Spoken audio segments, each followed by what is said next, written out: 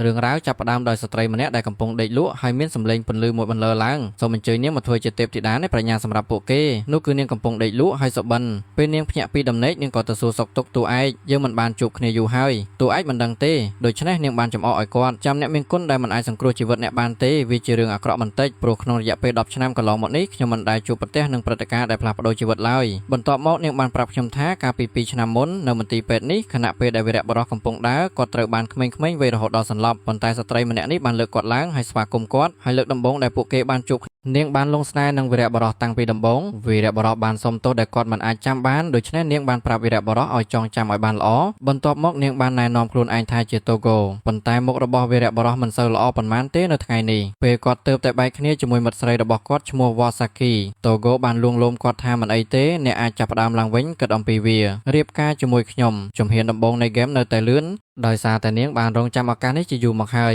យវីរៈបុរសបានអារម្មណ៍ក្តៅខ្លាំងណាស់នៅពេលគាត់មានអាយុផ្សំ7ឆ្នាំគាត់បានសារភាពស្នេហារបស់គាត់ចំពោះនាងប៉ុន្តែគាត់បានសុំទោសតូហ្គោដែលគាត់មិនអាចចាប់ផ្ដើមឡើងវិញបានមួយរយៈតូហ្គោចង់ដឹងថាហេតុអ្វីបានជាពួកគេបែកគ្នាវីរៈបុរសបានប្រាប់នាងនៅពាក់កណ្ដាលអាធ្រាត្រវីរៈបុរសនិងអតីតមិត្តស្រីរបស់គាត់បានទៅទីក្រុងតូក្យូប៉ុន្តែខណៈពេលធ្វើដំណើរអស់រយៈពេលយូរគាត់បានប្រទះឃើញអ្វីមួយចម្លែកនៅក្នុងទន្លេវាមិនមែនជាមនុស្សទេប៉ុន្តែវាជាសត្វចម្លែកវាជាសត្វចម្លែកដ៏មានអំណាចខ្លាំងណាស់សាគីមានការភ័យខ្លាចយ៉ាងខ្លាំងប៉ុន្តែម្យ៉ាងវិញទៀតគាត់ខ្លាចយំហើយរត់ចេញមុនការទុកឲ្យសាគីនៅម្នាក់ឯងតែងតែជាការខកចិត្តរបស់វីរៈបុរសនឹងរត់ចេញពីនាងប៉ុន្តែតូហ្គោបាននិយាយថាអ្នកដែលរត់ចេញមិនមែនជាអ្នកទេមែនទេអ្នកដែលរត់ចេញគឺកាប៉ាយប់នោះជាសំណាងអាក្រក់របស់ខេផាដែលគាត់បានជួបអ្នកនៅទីនោះសាគីក៏មានសំណាងដែរដែលបានឃើញអរិយពិតរបស់វីរៈបុរសគ្រាន់តែខេផារត់ចេញពីវីរៈបុរសវាធ្វើឲ្យសាគីចាប់ផ្ដើមឆ្ងល់ថាវីរៈបុរសនោះជាអ្វីប៉ុន្តែវីរៈបុរសបាននិយាយថារឿងទាំងមូលគឺជាការកុហកក្នុងករណីដែលសុបិនរបស់ខេផាមិនពិតប៉ុន្តែតូហ្គោបាននិយាយទោះបីជានាងមិនស្គាល់ខេផាក៏ដោយប៉ុន្តែនាងដឹងពីអ្វីដែលស្រដៀងនឹងពួកគេខ្មោចអរិយនិងពួកវាពិតជាមានមែនប៉ុន្តែភាគច្រើននៃពួកវាមិនធ្វើបាបមនុស្សទេវីរៈបុរសបានសួរនាងថានាងប្រកាសអ្វីថារបស់ទាំងនោះពិតជាមានមែននាងដឹងរឿងទាំងនោះពីព្រោះនាងត្រូវបានពួកវាចាប់ពង្រត់អស់រយៈពេល2សប្តាហ៍ហើយបន្ទាប់មកជើងឆ្វេងរបស់នាងត្រូវបានកាត់ផ្ដាច់ហើយភ្នែកស្ដាំរបស់នាងត្រូវបានទាញចេញឥឡូវនេះដល់ពេលហើយនាងត្រូវចាក់ចេញពីវីរៈបុរសជាមុនសិនហើយឡានក្រុងដែលនាងបានជិះនោះមានអរិយនៅលើនោះប៉ុន្តែអរិយនោះបានមករកនាងរួមជាមួយនឹងការហៅនាងថាជាស្ត្រីតើអ្នកមានបញ្ហាអ្វីពេលនាងជួបអរិយនោះនាងភ័យខ្លាចខ្លាំងណាស់តូហ្គោបានប្រាប់នាងថាវាមិនអីទេវីរៈបុរសនោះមិនបានធ្វើអ្វីដល់នាងទេនៅក្នុងក្រសែភ្នែករបស់តូហ្គោវាដូចជាមនុស្សល្ងង់ម្នាក់នៅថ្ងៃបន្ទាប់វីរៈបុរសបានមកដល់មន្ទីរពេទ្យនៅតាមផ្លូវត្រឡប់ទៅផ្ទះវិញគាត់បានជួបតូហ្គោនៅតាមផ្លូវចូលដើម្បីស៊ើបអង្កេតរឿងរ៉ាវនៃការត្រូវបានតូហ្គោចាប់ពង្រត់រឿងទាំងនោះជាការពិតប៉ុន្តែវីរៈបុរសនៅតែមិនជឿថាតូហ្គោជាព្រះនៃខ្មោចទេតូហ្គោបាននិយាយម្ដងទៀតថាវីរៈបុរសមិនជឿទេនាងអាចនឹងត្រូវគេចាប់ពង្រត់រហូតដល់សន្លប់ភ្លាមនោះបុរសម្នាក់បានរត់មកនាងដួលហើយបត់ទៅជាតានុគីនាងបានប្រាប់តូហ្គោថាតំបន់បណ្ណាល័យកំពុងត្រូវបានបំផ្លាញប៉ុន្តែនៅពេលដែលតានុគីបានឃើញវីរៈបុរសគាត់ប្រញាប់អោបភរិយារបស់គាត់អ្នកស្រីកុំនៅជាមួយមនុស្សគ្រោះថ្នាក់បែបនេះអីតូហ្គោប្រាប់វីរៈបុរសចូលយើងប្រញាប់ទៅបណ្ណាល័យប្រសិនបើតំបន់បណ្ណាល័យត្រូវបានបំផ្លាញវានឹងមិនល្អទេប៉ុន្តែវីរៈបុរសនឹងរត់គេចខ្លួនមុនមិនចង់ជាប់ពាក់ព័ន្ធក្នុងរឿងនេះទេប៉ុន្តែតូហ្គោបាននិយាយតែអ្នកនឹងទុកឲ្យក្មេងនោះទៅតែម្នាក់ឯងទេប៉ុន្តែអ្នកនឹងស្ដាយក្រោយនៅពេលក្រោយនោះធ្វើឲ្យវីរៈបុរសគិតហើយប្រញាប់នាំនាងមកពេលអ្នកទាំងពីរមកដល់បានឃើញបុរសរបស់តូហ្គោត្រូវបានវាយប្រហារពេលដែលអរិយៈមួយបានលេចចេញមកវាបានមកវាយប្រហារតូហ្គោប៉ុន្តែវីរៈបុរសបានមកជួយរួចក៏ប្រញាប់នាំនាងរត់ចេញមុនគេប៉ុន្តែតូហ្គោនិយាយកម្រិតអរិយនោះគ្រាន់តែប្រើរាងកាយវីរៈបុរសបន្តិចបន្តួចក៏ខ្ញុំឈ្នះហើយប៉ុន្តែវីរៈបុរសមិនចង់បានវាទេមិនចង់ប្រើរាងកាយរបស់អ្នកទេប៉ុន្តែតូហ្គោមិនខ្វល់ទេនាងបានលើកដៃឡើងដើម្បីបញ្ឈប់គាត់ប៉ុន្តែអរិយសតទៅបានលេបទាំងស្រុងអរិយនោះដែលបានស៊ីទឹកកកអស់រយៈពេលយូរនាងប្រញាប់ដកថយយ៉ាងលឿនចំពោះទឹកកករបស់វីរៈបុរសវាត្រូវបានលេបម្ដងទៀតប្រហែលជាតូហ្គោភ្ញាក់ផ្អើលហើយអរិយនោះដែលបានស៊ីទឹកកកអស់រយៈពេលយូរនាងប្រញាប់ដកថយយ៉ាងលឿនចំពោះទឹកកករបស់វីរៈបុរសវាត្រូវបានលេបម្ដងទៀតប្រហែលជាតូហ្គោភ្ញាក់ផ្អើលហើយអរិយនោះឥឡូវនេះរាងកាយបានរលាយអស់ហើយតូហ្គោបានសួរតើវីរៈបុរសនោះជានរណានៅអាយុ11ឆ្នាំវីរៈបុរសបានស៊ីសាច់ខ្មោចទាំងពីរហើយបានស៊ីវាទាំងអស់ហើយនៅថ្ងៃបន្ទាប់តូហ្គោបានមកជួបវីរៈរបស់សម្ដងទៀតហើយបានប្រាប់វីរៈបុរសថាចូលយើងទៅធ្វើបេសកកម្មជាមួយគ្នាប៉ុន្តែវីរៈបុរសបានបដិសេធពីព្រោះគាត់នៅតែស៊ីផ្លែល្ពៅនោះត្រូវបានធ្វើឡើងកាលពីម្សិលមិញនោះធ្វើឲ្យប្រទេសតូហ្គោត្រូវចូលទៅក្នុងព្រៃជ្រៅដើរជុំវិញទីក្រុងតែម្នាក់ឯងពេលគាត់ទៅដល់ផ្លែល្ពៅពស់យក្សបានលេចចេញមកពស់យក្សនេះពីមុនវាក៏លយដែរមើលទៅដូចជាពស់យក្សនោះមានរឿងចង់សួរទុកឲ្យនាងធ្វើអ្វីមួយរយៈសិនចំពោះតួឯកវិញ អ្នកណាថាគាត់មិនបានតាមឥឡូវនេះវាកំពុងលាក់ខ្លួននៅក្នុងព្រៃសូមជួបនាងតាមផ្លូវពងតូហ្គោបានបើកទ្វារមុនរឿងដែលពស់យក្សកំពុងព្រួយបារម្ភគឺជារឿងដែលមាននរណាម្នាក់បានរកឃើញសាកសពមួយតើអ្នកណាត្រូវបានសម្លាប់នៅក្នុងល្ពៅនេះមែនទេពស់យក្សបាននិយាយថាយល់ព្រមហេតុអ្វីបានជាស្ត្រីនោះត្រូវចាក់ចេញពីសាកសពនៅទីនេះដូចជាប្រហែល1 ខែមុនប៉ុន្តែមាននរណាម្នាក់បានរកឃើញសាកសពមួយបរិសម្នាក់កំពុងរងចាំនៅក្នុងទន្លេដែលទ្រូងរបស់គាត់ត្រូវបានចាក់ដោយកាំបិតពណ៌ក្រហមបរិសអាយុ35ឆ្នាំម្នាក់ធ្វើការនៅក្រុមហ៊ុនសំណង់ធំមួយចំពោះជនសង្ស័យគឺជាស្ត្រីអាយុ30ឆ្នាំដែលបានទុកសាកសពនៅទីនេះដើម្បីជាប្រយោជន៍ដល់សំណុំរឿងវាគ្រាន់តែជាការខ្ជះខ្ជាយពេលវេលាប៉ុណ្ណោះប៉ុន្តែពស់យក្សបានប្រកែកនោះហើយជាអ្វីដែលនាងបានធ្វើមិនបានធ្វើវាដើម្បីលាក់សាកសពទេព្រោះគាត់បានឃើញពេលដែលគាត់នឹងទុកសាកសពចោលនៅក្នុងទន្លេស្ត្រីនោះមិនបានប្រើអ្វីទាំងអស់ដើម្បីកប់សាកសពហើយស្ត្រីនោះបាននិយាយម្ដងទៀតប្រសិនបើសាកសពត្រូវបានរកឃើញឆាប់ៗនេះវាពិតជាល្អណាស់វាហាក់ដូចជាមិនសមហេតុផលទាល់តែសោះថានាងបានដឹកបរិសនោះរហូតមកដល់ពេលនេះហើយនៅតែមកចាក់ចេញពីសាកសពនឹងត្រូវបានរកឃើញឆាប់ៗនេះតូហ្គោបាននិយាយប៉ូលីសបានសួរនាងយូរហើយប៉ុន្តែនាងបាននិយាយទន្លេនោះមានពស់យក្សមួយហើយវានឹងស៊ីសាកសពយកវាទៅទុកនៅទីនោះហើយផ្ទះរបស់ស្ត្រីនោះវាស្ថិតនៅជើងភ្នំនេះនាងប្រហែលជាធ្លាប់បានឮពីរឿងព្រេងនោះឬអ្វីមួយតូហ្គោបាននិយាយគ្មានអ្វីត្រូវព្រួយបារម្ភនោះទេនាងគ្រាន់តែចង់លាក់សាកសពប៉ុណ្ណោះមនុស្សគ្រប់គ្នាសុទ្ធតែមានហេតុផលរៀងៗខ្លួនក្នុងការនាំសាកសពមកទីនេះតូហ្គោដែលហៀបនឹងត្រឡប់មកវិញហើយកំពុងសម្លឹងមើលទៅក្នុងព្រៃគាត់បានជួបវីរៈបុរសដែលកំពុងលាក់ខ្លួនពស់យក្សបាននិយាយថាប្រពន្ធរបស់ស្ត្រីនោះគឺជាមនុស្សគួរឲ្យខ្លាចណាស់វីរៈបុរសបានប្រាប់តូហ្គោគាត់មកទីនេះព្រោះគាត់ព្រួយបារម្ភប៉ុន្តែតើអ្នកអាចជួយខ្ញុំដោះស្រាយបញ្ហានៃការធ្វើជាគូស្នេហ៍បានទេតូហ្គោបានប្រាប់នាងអំពីវាមុនប៉ុន្តែសូមជួយគ្នាដោះស្រាយបញ្ហាជាមុនសិនមូលហេតុពិតប្រាកដគឺថាជនល្មើសបានបោះសាកសពចូលទៅក្នុងទន្លេតូហ្គោបាននិយាយអ្វីដែលនាងដឹងថានាងបានយកសាកសពមកទីនេះគ្រាន់តែដើម្បីឲ្យប៉ូលីសជួយរកអ្វីមួយថានាងបានបោះចូលទៅក្នុងទន្លេនេះហើយទន្លេនេះធំណាស់នាងបានតាក់ទាញចំណាប់អារម្មណ៍របស់ប៉ូលីសដើម្បីរករបស់នោះពស់យក្សបានសួររបស់នោះជាអ្វីហើយរបស់នោះគឺជាឋាននរករឿងនោះបានកើតឡើងរវាងនាងនិងគូស្នេហ៍របស់នាងខណៈពេលដែលគូស្នេហ៍របស់នាងបានបាត់ទៅហើយនាងបានត្រឡប់មកផ្ទះវិញហើយក្នុងពេលជាមួយគ្នានេះនាងដឹងថានាងមានផ្ទៃពោះនាងឈឺធ្ងន់ណាស់ដោយសារតែអតីតមិត្តប្រុសរបស់នាងធ្លាប់ក្បត់នាងហើយថ្ងៃមួយនាងមានផ្ទៃពោះហើយយកសាកសពមនុស្សនោះទុកវាចោលក្នុងទន្លេនេះប៉ុន្តែយូរៗទៅនាងដឹងថាអតីតមិត្តប្រុសរបស់នាងមិនបានក្បត់នាងទេហើយធ្វើឲ្យនាងកាន់តែសោកសៅជាងមុននោះធ្វើឲ្យនាងផ្លាស់ប្ដូរចិត្តយ៉ាងហោចណាស់យកសាកសពរបស់មនុស្សនោះមកដើម្បីស្ដាប់វាឲ្យបានច្បាស់ហើយជាការពិតណាស់នាងរកវាមិនឃើញទេពីព្រោះទន្លេនេះមានអារក្សតែងតែសម្អាតហើយនេះជាអ្វីៗទាំងអស់អ្វីដែលនាងបានធ្វើពស់យក្សបាននិយាយម្ដងទៀតស្ត្រីនោះមានគំនិតគួរឲ្យខ្លាចដូចជាសត្វចម្លែកមួយប៉ុន្តែមនុស្សដែលគួរឲ្យខ្លាចជាងនាងគឺជាមនុស្សដែលឈរនៅជុំវិញនេះនោះមានន័យថាតួឯកបន្ទាប់មកនាងនិងតួឯកបានដើរត្រឡប់មកវិញជាមួយគ្នាហើយពេលវេលាបានកន្លងផុតទៅ2 ឆ្នាំទៀតរូបភាពនេះត្រូវបានកាត់នៅឯប៉ុស្តិ៍ប៉ូលីសអតីតមិត្តប្រុសរបស់នាងធ្លាប់ជាមន្ត្រីប៉ូលីសនៅឯប៉ុស្តិ៍ប៉ូលីសនេះនាងកំពុងធ្វើអ្វីមួយមានជាប់ពាក់ព័ន្ធនឹងពួកអារក្សមានពេលមួយខណៈពេលដែលនាងកំពុងត្រឡប់មកវិញនាងកំពុងគិតថាចាប់តាំងពីនាងបានណាត់ជួបជាមួយតួឯកមកហើយបានជួបគ្នានៅក្នុងព្រៃក្នុងទន្លេនៅពេលនោះធ្វើឲ្យនាងជួបប្រទះនឹងរឿងចម្លែកជាច្រើនអំពីករណីនេះដែលនាងបានប្រព្រឹត្តប៉ុន្តែខណៈពេលដែលនាងកំពុងដើរត្រឡប់មកវិញមានស្ត្រីម្នាក់បានមកវាយនាងនោះគឺថូហ្គោបានអរគុណនាងហើយប្រាប់នាងឲ្យរត់ចេញព្រោះវាមានគ្រោះថ្នាក់នោះគឺជាណាសេដែលមានមន្តអាគមសាគីបានឃើញវាដូច្នេះនាងបានរត់ទៅរកគាត់ពេលដែលនាងរងរបួសពីលើកមុននាងបានជួបនឹងព្រៃហើយរត់គេចខ្លួននាងបានទៅប្រយុទ្ធនឹងណាសេប៉ុន្តែនាងមិនអាចធ្វើអ្វីបានទេនាងនៅតែត្រូវបានណែច្របាច់កខណៈពេលដែលនាងហៀបនឹងត្រូវគេច្របាច់កតឹងក៏បានមកជួយនាងហើយតូក៏បានទៅប្រយុទ្ធនឹងគាត់រហូតដល់ណារត់ចេញតូក៏ได้បានឃើញរឿងនោះបានសុំជំនួយប៉ុន្តែសាគីបានចាប់គាត់បានក្នុងពេលជាមួយគ្នានោះគាត់បានបង្ហាញភ្នែករបស់គាត់ចូលយើងស្ដាប់ព័ត៌មានលម្អិតពេលណាតូក៏អានឈ្មោះប៉ូលីសគាត់ឈ្មោះសាគី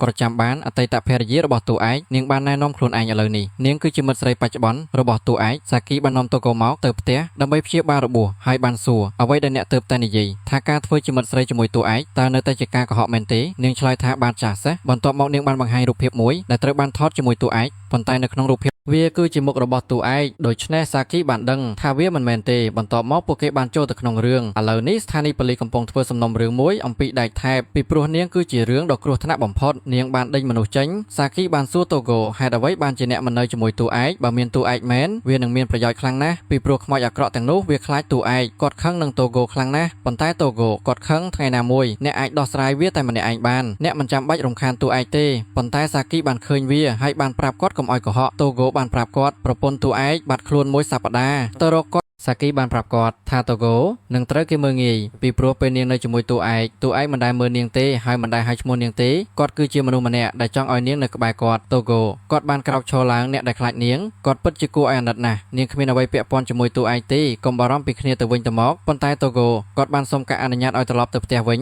ញគាត់បានប្រាប់នាងប្រសិនបើគាត់ជួបស្ទីលកុំទទួលយកគាត់ទុកឲ្យគាត់រត់ចេញប៉ុន្តែថ្ងៃបន្ទាប់តូហ្គោគាត់ចាប់ផ្ដើមស៊ើបអង្កេតរឿងរ៉ាវអំពីដៃថែបខ្មោចធម្មតាមានអំណាចសម្លាប់មនុស្សហើយមានប្រាជ្ញាកម្រិតណាមួយប៉ុន្តែដៃថែបបានចេញទៅពេលខ្លះវាជាព្រលឹងពិតប៉ុន្តែគ្មានអ្វីនៅសល់ទេវាហាក់ដូចជានាងមានបញ្ហាជាមួយនឹងអារម្មណ៍នៃការសងសឹកវាមើលទៅដូចជាដៃថែបនឹងក្លាយជាសត្រូវដ៏លំបាកបំផុតក្នុងការកម្ចាត់ចោលចាប់តាំងពីប្រទេសតូហ្គោបានជួបហើយព័ត៌មានមិនគ្រប់គ្រាន់ទេហើយមិនចង់សុំជំនួយពីសាគីទេតួឯករបស់សាគីកំពុងស៊ើបអង្កេតការស្លាប់របស់ណាណេសកន្លែងនោះគឺសៃហ្គោសាវាមើលទៅដូចជារបាដែកមួយវានឹងធ្លាក់មកលើខ្លួននាងវានាងចំមុកធ្វើឲ្យមើលមិនឃើញតើនោះជាអ្នកណានេះជាករណីមួយដែលបានស្លាប់យ៉ាងចម្លែកខណៈពេលដែលនាងកំពុងស្វែងរកព័ត៌មានឬសំឡេងនរណាម្នាក់គួរបង្អួចនោះជាខ្មោចដូច្នេះនាងមានការភ្ញាក់ផ្អើលយ៉ាងខ្លាំងរហូតដល់នាងលោតខ្មោចបានណែនាំខ្លួនវានោះគឺជាអ្នកបម្រើរបស់តូហ្គោមកទីនេះព្រោះម្ចាស់របស់គាត់ត្រូវការជំនួយបន្តិចតាក់ទងនឹងព័ត៌មានរបស់ណាណាសេក្នុងអំឡុងពេលដែលនាងនៅរស់សាគីបានយល់ព្រមនឹងជួបជាមួយតូហ្គោហើយរៀបរាប់រឿងរ៉ាវទាំងនេះខណៈពេលដែលតូហ្គោកំពុងរងចាំនៅទីនោះខ្មោចបានប្រាប់នាងថាឥឡូវនេះដៃថែបត្រូវបានរកឃើញហើយនាងប្រញាប់ទៅកន្លែងនោះពេលទៅដល់ទីនោះបានឃើញណាណាសេកំពុងប្រយុទ្ធជាមួយបរិសម្នាក់ពេលតូហ្គោឃើញគាត់មានការភ្ញាក់ផ្អើលយ៉ាងខ្លាំងពីព្រោះបរិសនោះគឺជាតួឯកដែលបានបាត់ខ្លួនតូហ្គោដែលបានឃើញតួឯកកំពុងប្រយុទ្ធនៅទីនោះនាងប្រញាប់ទៅមើលម្ដងតូហ្គោបានឃើញតួឯកម្ចាស់របស់សាគីបានសួរហើយបានឃើញអតីតគូស្នេហ៍របស់នាងកំពុងប្រយុទ្ធជាមួយស្ទីលតួឯកត្រូវបានវាយប្រហារឯកាធ្វើឲ្យសាគីព្រួយបារម្ភខ្លាំងណាស់ប៉ុន្តែតូហ្គោបានប្រាប់នាងថាកុំបារម្ភពីតួឯកអីមិនថាគាត់ស្លាប់យ៉ាងណាទេគាត់អាចទទួលបានការងាររបស់គាត់មកវិញដូចមុនពីព្រោះគាត់បានស៊ីសាច់តួឯកដូច្នេះតួឯកគឺអមតៈប៉ុន្តែនៅទីបំផុតតួឯកត្រូវបានសម្លាប់ដោយដែកសាគីដែលបានឃើញវាភ័យខ្លាចខ្លាំងណាស់ព្រោះវាជាលើកដំបូងនាងបានឃើញតួឯកស្លាប់ប៉ុន្តែបន្ទាប់ពីមួយរយៈតួឯកប្រមូលឈាមដែលហូរចេញបានមកដល់រាងកាយហើយត្រឡប់ទៅរាងកាយដើមវិញហើយដើរចូលតួឯកបានទៅលួចករបស់ស្ទីលជៀសវាងក្មេងដែលវាយប្រហារគាត់ហើយចូលទៅបានយ៉ាងងាយស្រួលសមត្ថភាពមួយទៀតរបស់តួឯកគឺវិនិច្ឆ័យអនាគតក្រុមគ្រួសាររបស់តួឯកគឺជាគ្រួសារមួយដែលស៊ីពួកអារក្សតាំងពីសម័យបុរាណប៉ុន្តែនៅសម័យចាស់មនុស្សមួយចំនួនស៊ីហើយស្លាប់មនុស្សមួយចំនួនស៊ីហើយមានជីវិតដ៏ស្រស់បំព្រង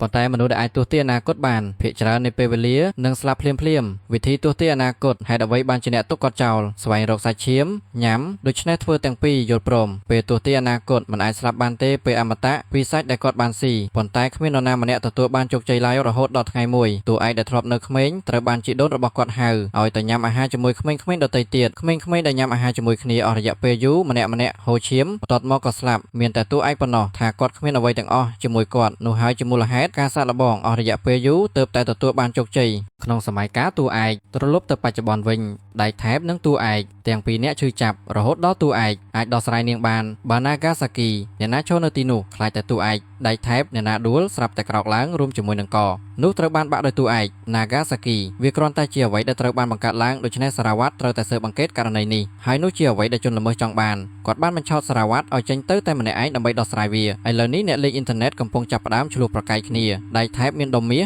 អ្នកខ្លះមិនមានដុំមាសទេតូហ្គោបន្តនិយាយថាជនល្មើសបានបញ្ឆោតគាត់ឲ្យទៅស្ថានីយ៍ប្រេងឥន្ធនៈជនល្មើសបានទៅទីនោះមុនគាត់បានយកខ្សែពួរចុះមកចងវាទៅនឹងរបាដែកពេលសារវត្តមកដល់ទីនេះគាត់បានប្រាប់សារវត្តឲ្យឈរនៅកន្លែងដែលគាត់នៅប៉ុន្តែគាត់បានធ្វើតាមផែនការរហូតដល់សារវត្តបញ្ចប់វាសារវត្តបានធ្វើខុសដោយវាយប្រហារតែម្នាក់ឯងមិនមែនជាការសងសឹកដោយដែលមនុស្សគ្រប់គ្នានិយាយនោះទេជនល្មើសមិនអាចជាមនុស្សធំម្នាក់បានទេព្រោះគាត់មិនហ៊ានប្រយុទ្ធជាមួយសារវត្តតែម្នាក់ឯងទេគាត់ប្រហែលជាមនុស្សតូចម្នាក់ហើយគាត់ប្រហែលជាបានគ្រោងទុកថានឹងក្លាយជាស្ត្រីនោះមិនអាចលើករបាដែកដើម្បីវាយគាត់បានទេហើយគាត់មិនអាចឲ្យនាងប្រយុទ្ធជាមួយអ្នកលេងយូដូបានទេឥឡូវនេះអ្នកលេងអ៊ីនធឺណិតចាប់អារម្មណ៍នឹងនាងខ្លាំងណាស់នាងបាននិយាយពាក្យចុងក្រោយថាជនល្មើសត្រូវតែជាមន្ត្រីស្រីដែលនៅជាមួយគាត់ពីព្រោះនាងដឹងអ្វីៗគ្រប់យ៉ាងអំពីសារវត្តហើយរឿងរ៉ាវរបស់ Steel ត្រូវបានបង្កើតឡើងដោយមន្ត្រីស្រីនោះឬមន្ត្រីដែលជាឃាតករចំពោះការងាររបស់តួអង្គឥឡូវនេះវាដូចជាថង់ខ្សាច់វាជាប់គាំងហើយមិនឈប់ស្លាប់3ដងខាងសាគីដែលបានអានយូរហើយទើបតែដឹងថាមនុស្សក្នុងរឿងដែលជាមន្ត្រីស្រីនោះជានាងតូហ្គោបានប្រាប់នាងឲ្យអត់ធ្មត់ចំហៀងវីរៈបុរសដែលក្រោកឡើងម្ដងទៀតគាត់បានទៅប្រយុទ្ធជាមួយ Steelលើកនេះខាងវីរៈបុរសបានដេញតាមគាត់តែម្នាក់ឯងប៉ុន្តែ Steel បានក្រោកឡើងក៏ដូចជាគប់ដំបងដែកចំមុខវីរៈបុរសរហូតដល់គាត់ស្លាប់ម្ដងទៀតចំហៀងគេហទំព័រឥឡូវនេះមានបុរសម្នាក់បានចូលមកគាត់និយាយថា Steel មានពិតពេលគាត់ជួប Steel នៅមុខឡានសាគីដែលបានឃើញវានាងគិតថានាងនឹងជឿគាត់រហូតដល់ទីបញ្ចប់ប៉ុន្តែតូហ្គោបាននិយាយថានាងនឹងឈ្នះមិនថាមានរឿងអ្វីកើតឡើងក៏ដោយបន្ទាប់មកតូហ្គោនឹងចាប់ផ្ដើមបញ្យល់ដល់មនុស្សគ្រប់គ្នា ណាណាសេនោះនាងមានបំណងទទួលដំបងដៃនោះដើម្បីឲ្យខ្លួនឯងដួលស្លាប់នាងបានចោះចាញ់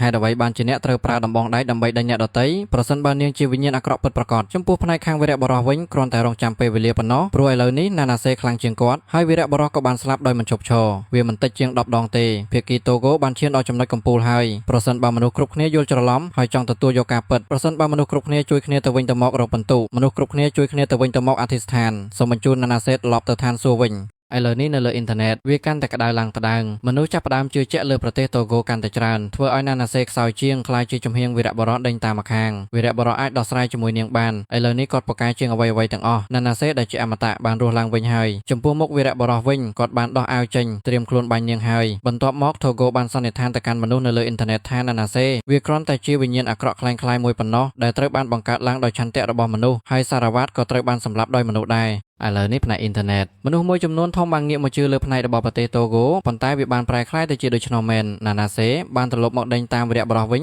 នៅម្ខាងដោយសពមួយដងនាងហាក់ដូចជាមិនទាន់ខ្សោយតតែសោះឥឡូវនេះវាគ្រាន់តែជាបញ្ហាពេលវេលាប៉ុណ្ណោះតូហ្គោនឹងបញ្ចេញការវាយប្រហារចុងក្រោយនោះគឺនាងបានប្រាប់អ្នករាល់គ្នាថាណាណាសេពិតប្រាកដមិនទាន់ស្លាប់នៅឡើយទេអ្នកដែលស្លាប់នោះគ្រាន់តែជាសាកសពคล้ายៗរបស់ណាណាសេប៉ុណ្ណោះធ្វើវាឲ្យមើលមិនឃើញហើយស្លៀកពាក់ដូចណាណាសេតែប៉ុណ្ណោះមនុស្សនៅលើអ៊ីនធឺណិតមិនសូវជឿច្រើនទេពីព្រោះរឿងរ៉ាវមិនបានកើតឡើងនៅក្នុងរឿងភាគទេបន្ទាប់មកតូហ្គោចាប់ផ្ដើមរៀបរាប់នៅថ្ងៃដែលនាងបានបាត់បង់ក្រុមគ្រួសាររបស់នាងអស់រយៈពេលយូរនាងត្រូវបានបណ្តេញចេញពីសង្គមហើយនៅថ្ងៃនោះនាងបានទៅជួបនារីម្នាក់ទៀតដែលមានស្ទីលម៉ូដសក់ដូចគ្នានឹងនាងទោះបីជាពួកគេប្រហែលជាមើលទៅមិនស្រដៀងគ្នាខ្លាំងក៏ដោយចូលហៅស្ត្រីនោះថាកនាងមានភាពស្និទ្ធស្នាលជាមួយកហើយបាននាំនាងទៅសន្តាគារបន្ទាប់មកនាងបានប្រែក្លាយកឲ្យក្លាយជាដូចខ្លួននាងហើយនាងបានរងចាំកទៅកន្លែងដែលប្រាសាទត្រូវបានសាងសង់ពីអេទៅទីនោះណាណាសេដែលកំពុងលាក់ខ្លួនជាមួយដំបងដៃត្រូវបានគប់ទៅខាងមុខបន្ទាប់មកនាងបានគប់ដំបងដៃចុះមកសម្រាប់នាងនេះជារឿងដែលណាណាសេមិនបានដកដំបងដៃចេញពីព្រោះអេនៅក្នុងខ្លួនរបស់ណាណាសេបានថប់ដង្ហើមហើយមិនអាចដកដំបងដៃចេញបានទេហើយណាណាសេពិតប្រាកដបានប្រើឋានៈរបស់អេដើម្បីចាប់ផ្ដើមជីវិតថ្មីណាណាសេពិតប្រាកដមិនទាន់ស្លាប់ទេហើយព្រលឹងរបស់ណាណាសេត្រូវបានបង្កើតឡើងតែប៉ុណ្ណោះឥឡូវនេះគឺជាពិភពនៃអ៊ីនធឺណិតការប្រកួតប្រជែងដើម្បីរកប្រាក់ផ្សាយពាណិជ្ជកម្មនៅតែបន្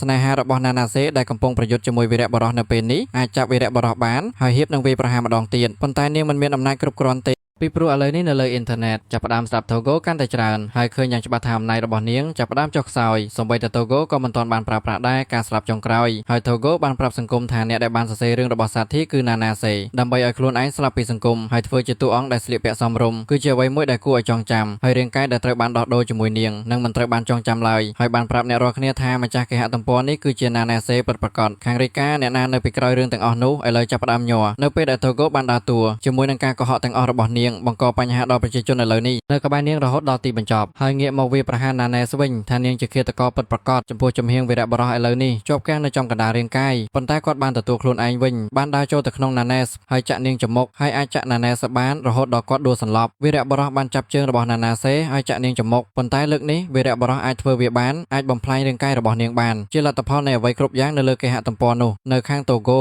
បណ្ដាលឲ្យរាងកាយរបស់ណាណាសេលែងជាអមតៈទៀតហើយរីកាចាញ់តូហ្គោសង្គ្រាមគេហទំព័រសង្គ្រាមបង្ហូរឈាមបន្ទាប់ពីនោះតូហ្គោបានចេញទៅរកវីរៈបុរសដែលរាងកាយរបស់នាងត្រូវបានខ្ទេចខ្ទីដោយសារការប្រយុទ្ធវីរៈបុរសបានយកក្បាលរបស់នាងហើយនិយាយថានាងពូកែណាស់ដូច្នេះនាងបានប្រើពេលវេលានោះដើម្បីអោបវីរៈបុរសប៉ុន្តែបន្ទាប់មកមានពន្លឺខ្លះវិញ្ញាណនៅជុំវិញទីនោះបានចេញមកអបអរសាទរពីព្រោះមនុស្សគ្រោះថ្នាក់នោះបានទៅហើយបន្ទាប់មកពួកគេបានដើរត្រឡប់ទៅផ្ទះជាមួយគ្នានៅព្រឹកបន្ទាប់គេហទំព័ររបស់រីកាត្រូវបានបិទទាំងស្រុងសេរីដែលតូហ្គោបានបង្កើតនៅក្នុងពិភពអនឡាញកំពុងដំណើរការទៅតាមផែនការនៅពេលយប់ខណៈពេលដែលសាគីកំពុងដើរទៅផ្ទះវីរៈបុរសបានមករងចាំពួកគេទាំងពីរនាក់បានអង្គុយចុះដើម្បីនិយាយគ្នាវាហាក់ដូចជារីកាមិនទាន់ត្រូវបានចាប់ខ្លួននៅឡើយទេហើយនាងនៅតែមានឆន្ទៈក្នុងការបង្កើតសត្វចម្លែកបន្ថែមទៀតប៉ុន្តែវីរៈបុរសបានប្រាប់សាគីប្រសិនបើរីកាពិតជាធ្វើដូច្នោះមែនតូហ្គោនឹងមិននៅស្ងៀមទេសាគីបានប្រាប់វីរៈបុរសថាថែរក្សាតូហ្គោឲ្យបានល្អប៉ុន្តែវីរៈបុរសបានឆ្លើយតបនៅកំពុងធ្វើឥឡូវនេះយ៉ៃណានមិនស្គាល់ការភ័យខ្លាចទេហើយករណីរបស់រីកានិងសាទីកាលពីអតីតកាលវីរៈបុរសបានព្យាយាមជៀសវាងអ្វីៗទាំងអស់ដើម្បីកុំឲ្យប្រទេសតូហ្គោជ្រៀតជ្រែកប៉ុន្តែនាងបានចូលរួមពីរឿងនេះរីកាពិតជានឹងតម្រង់គោលដៅទៅតូហ្គោ